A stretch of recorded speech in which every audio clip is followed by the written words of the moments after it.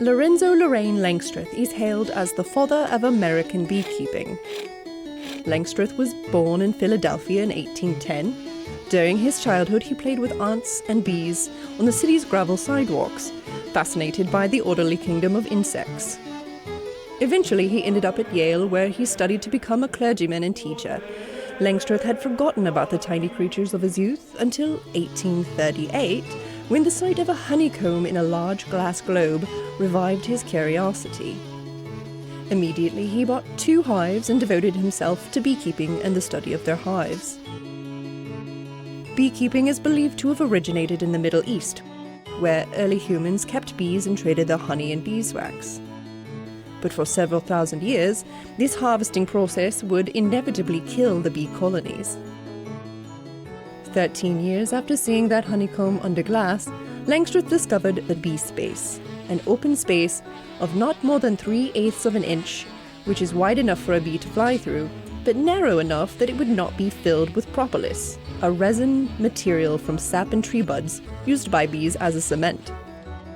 This bee space discovery led him to develop the world's first movable wooden-framed beehive, patented in 1852. Langstroth revolutionized beekeeping and the honey industry by making it possible to remove and inspect the wooden frames without destroying the comb or harming the bees. This also helped to control disease and maintain a larger number of colonies.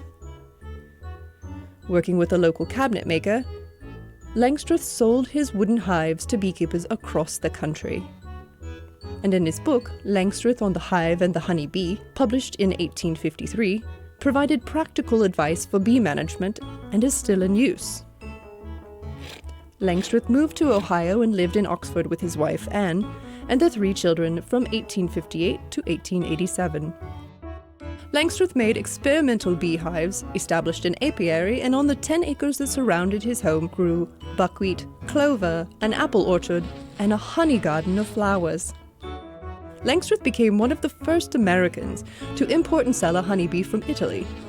Italian bees tend to start brood rearing early in the spring and continue until late fall, which results in a larger population throughout the active season.